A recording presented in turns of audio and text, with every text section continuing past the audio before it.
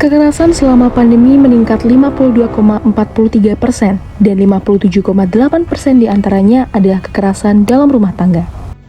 Menurut definisi oleh ahli, kekerasan dalam rumah tangga merupakan tindak kekerasan yang menimbulkan kerugian yang dilakukan oleh suami kepada istri maupun sebaliknya yang berupa kekerasan fisik, psikologis, seksual, dan penelantaran. KDRT dapat menyebabkan gangguan fisik dan psikis serta menurunkan produktivitas. Sangat disayangkan banyak korban KDRT yang belum melaporkan kejadian tersebut. Mengapa mereka bungkam? Menurut data yang dihimpun, berikut alasan mereka. Korban masih mencintai pasangan dan yakin pelaku dapat berubah. Stigma KDRT sebagai aib keluarga juga menjadi alasan korban enggan melapor. Kekhawatiran mengenai kondisi finansial pasca perceraian, teror yang dapat diterima korban apabila melapor, dan kekhawatiran akan mendapatkan kekerasan ketika melapor melalui pesan atau telepon. Berdasarkan hasil interview dengan 3 narasumber, mereka mengungkapkan, "Saya lapor ke polisi disuruh selesai di ranjang." Lapor ke polisi dikira mengada-ngada, terus mau lapor kemana? Pernah ketahuan waktu mau lapor, ya hati saya hancur. Saya sebenarnya mikir anak, nanti dia hidupnya gimana? pandemi COVID-19 mengakibatkan proses pelaporan KDRT berubah menjadi daring. Alih-alih memanfaatkan teknologi untuk mengatasi keterbatasan selama pandemi, pelaporan online yang ada saat ini justru beresiko untuk korban mendapatkan ancaman dan kekerasan dari pelaku. Sudah jatuh, ketimpa tangga pula. Lalu, bagaimana solusi yang tepat? Suar, aplikasi pelaporan KDRT secara daring yang aman dan terpercaya.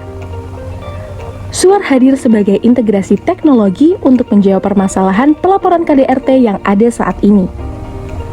Suar hadir dengan tampilan dan fitur yang mempermudah proses pelaporan.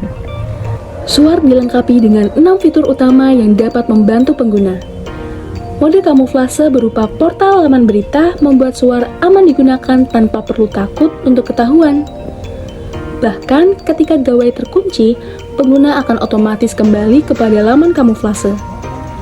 Dengan hanya menekan tulisan langganan sekarang, pengguna sudah bisa mengakses fitur utama. Fitur pelaporan dirancang lebih efektif dari sistem yang telah ada saat ini. Dengan 2 langkah mudah, pengguna bisa melaporkan kejadian yang menimpanya. Pengguna juga dapat menyimpan laporan sebagai draft untuk dilaporkan kemudian hari. Laporan kekerasan dapat dilacak perkembangannya juga. Sebagai bentuk dukungan pada korban, Suar juga menyediakan pendampingan psikologis yang dapat diakses gratis maupun berbayar. Melalui fitur Support Circle, pengguna dapat menambahkan 6 kontak darurat yang dapat dihubungi ketika terjadi tindak kekerasan. Dalam situasi darurat, pengguna dapat memberi kabar kepada mereka hanya dengan menggeser tombol darurat.